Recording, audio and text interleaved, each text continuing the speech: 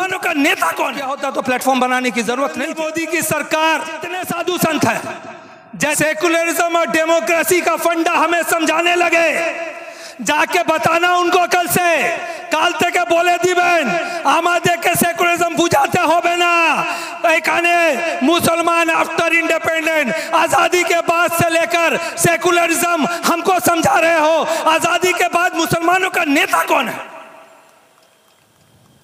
कभी गांधी नेता, कभी अंबेडकर नेता, कभी बैनर्जी नेता, कभी बासु नेता। जब तक हम लोग सारे को नेता मानते रहे तो सेकुलरिज्म है। और आज जैसे ही हमने पॉलिटिक्स में आकर बात करने की आवाज की कोशिश की तो ये हमें सेकुलरिज्म का झंडा बता रहे हैं, ये हमें सेकुलरिज्म सिखाएंगे। हमने तो वोट दिया, हमने तो गांधी को वोट दिया, हमने तो नेहरू को वोट दिया, हमने तो बनर्जी को वोट दिया, हमने तो बासु को वोट दिया, हमने तो यादव को वोट दिया, हमने तो सिंह को वोट दिया, हमने तो सबको वोट दिया। और आप हमें सेकुलरिज्म सिखाएंगे? क्या मतलब है सेकुलरिज्म का? आपने कभी अहमद को वोट दिया? और सवाल हमसे,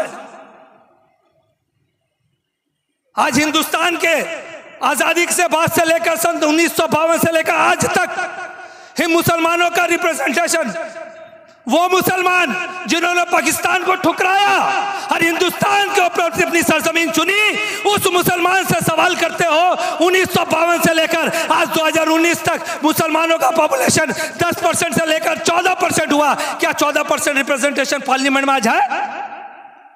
जाके सवाल उस पार्लियामेंट में पूछो, पार्लियामेंट में बैठे हर पार्टी के नेतृत्व से पूछो कि आपने इंसाफ किया? हमें कोई जरूरत नहीं था पॉलिटिकल प्लेटफॉर्म बनाने का अगर आप हमारे साथ इंसाफ किए होते। पश्चिम बंगाल में मुसलमानों की आबादी 27% रिप्रेजेंटेशन पश्चिम बंगाल की असेंबली में आपका है? आज हिंदुस्तान में मुसलमानों का पॉपुलेशन 14%। कितने सीट है पार्लियामेंट का? पार्लियामेंट में कितने एमपीज है? 545। उसका आप 14% कितना होता है? 75 एमपी है। सवाल जाके उनसे पूछो, जब वो यहां पर मीटिंग खड़ा करके कहते हैं कि हमने मुसलमानों के 95% काम कर दिया है, तब उनसे गिरबान पकड़कर पूछो। और ये सवाल सिर्फ मुसलमान नहीं, हर हिंदू, हर बच्चा, एक सच्चा हिंदुस्तानी, एक सच्चा भारतीय नागरिक खड़ा होकर सर उठाकर पूछेगा कि तुमने मुसलमानों को रिप्रेजेंटेशन दिया है पार्लियामेंट में? तुमने मुसलमानों को रिप्रेजेंटेशन दिया असेंबली में? अगर आपने इंसाफ किया होता तो प्लेटफॉर्म बनाने की जरूरत नहीं थी जरूरत। आंकड़ा उठा के देख लीजिए, सचर कमेटी रिपोर्ट ने साफ साफ कह दिया आज की तारीख में 545 एमपी में सिर्फ 29 एमपी है मुसलमान। और उनमें से भी कितने एमपी को बोलने का राइट है? कितने एमपी को बोलने का राइट है? वैसे आज का मुद्दा यह नहीं था। आज का मुद्दा यहां पर जब मैं आया तो मैं अभी इस बात को जरूर छेड़कर जाऊंगा कि आज हिंदुस्तान के बनते हुए समीकरण में एक बहुत बड़ा एजेंडा भारतीय जनता पार्टी लगातार पूरे दुनिया में, देश में, उनको पता हो गया कि अब उनके पास सबका साथ सबका विकास का कोई वादा नहीं बचा है। डेवलपमेंट कहीं से नहीं ला सके, अनएम्प्लॉयमेंट सब फैला हुआ है, लोगों को कोई भी हकूक दिया नहीं जा रहा है। तो एक नया सोचा छोड़ रहे हैं, हिंदू राष्ट्र। हिंदू राष्ट्र आज पांचकुड़ा की सरजमीन पे इस मंच से मैं आपको बताना चाहूंगा, गौर से सुनिए। एक क्रोनोलॉजी अमित शाह जी ने बताया था, याद है आपको? एक क्रोनोलॉजी अमित शाह जी ने बताया था। मैं आपको कहता हूं, गौर से सुनिए इस क्रोनोलॉजी को। एक क्रोनोलॉजी आज मैं आपको बताता हूं। नरेंद्र मोदी की सरकार जब हिंदुस्तान में बनी तो सबसे पहला काम उन्होंने क्या किया पता है आपको? ये सवाल सारी पार्टियां पूछ रही है, नौकरी में क्या किया, इसमें क्या किया। मैं आपको एक क्रोनोलॉजी समझाता हूं। अमित शाह जी ने कहा था ना, एक क्रोनोलॉजी समझाते हैं, पहले एनआरसी होगा, फिर सीएबी होगा, फिर सीए होगा। आज मैं आपको एक क्रोनोलॉजी समझाता हूं। बीजेपी के क्रोनोलॉजी को समझिए और हिंदू राष्ट्र के क्रोनोलॉजी को समझिए, दिमाग साफ हो जाएगा। जैसे ही बीजेपी की सरकार नरेंद्र मोदी जी की सरकार बनती है, सबसे पहला काम हिंदुस्तान के जितने बड़े साधु संत हैं उन सबको खत्म किया जा रहा है। जितने साधु संत हैं, जैसी सरकार काबिज हुई, जिन साधु संतों का हाथ पकड़कर नरेंद्र मोदी जी प्रधानमंत्री बने थे, राजा राम रहीम आज जेल में है, आज आशाराम बापू जेल में है, राधे माँ जेल में है, नित्यानंद स्वामी अगर जेल में नहीं है तो निकलकर देश के बाहर भाग के एक तो हिंदू राष्ट्र बना रहे हैं। जिन पुजारियों का हाथ पकड़कर ये सरकार पर आए थे ना, वो सारे पुजारी आज जेल में है। बाबा रामदेव इसलिए बच गए क्योंकि उनसे कहा गया कि तुम बाबा का काम छोड़कर अपना पतंजलि बेचो, तब तुम यहां पर सरवाइव करोगे, नहीं तो नहीं करोगे।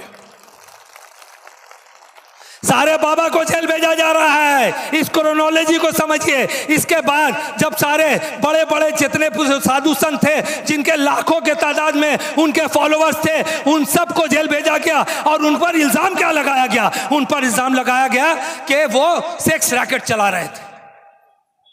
बहुत सेंसिटिव इशू। और इसमें हथियार इस्तेमाल किया गया इंडिया मीडिया का इस्तेमाल किया गया।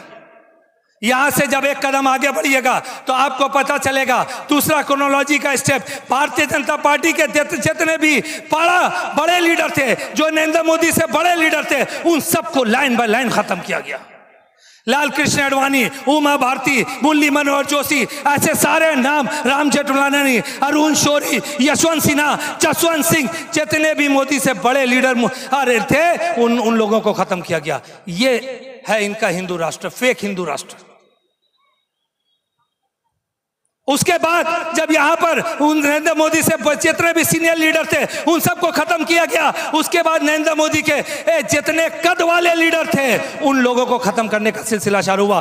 शत्रुघ्न सिन्हा, सुब्रमण्यम स्वामी और ऐसे नवजोत सिंह सिद्धू, जिनको बोलना आता था। इवन अभी जो बीजेपी में है, नितिन गडकरी, यहां तक के राजनाथ सिंह, कहीं नजर आ रहा है? देश किस तरफ जा रहा है आप सोच के देखिए। इस देश के सेकुलरिज्म को बचाना है, इस देश के हिंदुत्व को बचाना है, इस देश के मुस्लिम को बचाना है, इस देश के संविधान को बचाना है, तो आज एकजुट होकर लड़ने की जरूरत है। जितने भी बीजेपी के बोलने वाले लीडर थे, उन सबको, उनका सबके सामने उन सबको खत्म किया गया। यह भी एक क्रोनोलॉजी समझने की जरूरत है, स्टेप बाय स्टेप। और आज मैं आप लोगों को इस मत से कहता हूं कि कहते हैं कि आप लीडरशिप में नहीं आ सकते। मैं आप लोगों से गुजारिश करता हूं, पूरे पश्चिम बंगाल में एक ऐसी आवाज लहर की तरह उठी है जिसका नाम सैयद रूहुल अमीन साहब है। तो यह हमारा फर्ज है कि ऐसे इंसान, ऐसे धर्मनिरपेक्ष इंसान के साथ एक साथ कंधा से कंधा मिलाकर एक ऐसी आवाज पांचकुड़ा की सरजमीन से उठाइए कि यह कलकत्ता की सरजमीन से लेकर दिल्ली की तक आवाज गूंजे। ये क्रोनोलॉजी मैं आपको समझा के आज जा रहा हूं कि किस तरीका से एक एक तबका के ये देश लोकतंत्र से हटकर राजतंत्र की तरफ जा रहा है। यहां पर एक ही संगठन रहेगा और एक ही नेता रहेगा। इस आइडियोलॉजी पे चल रहे हैं। देश का संविधान खतरे में है। उस देश के संविधान को बचाने के लिए आज जरूरत है हम सबको एक होने की। और यहां पर ऑल इंडिया माइनॉरिटी एसोसिएशन एक ऐसा प्लेटफॉर्म हमारे सामने दे रहा है जिसके साथ हम लोग जुड़कर अपने देश और देश के संविधान को बचाकर हम अपने देश के संविधान के लिए लड़ने के लिए खड़ा हो सकते हैं। आइए एक साथ मिलकर बोलते हैं, all India minority association, all India minority association.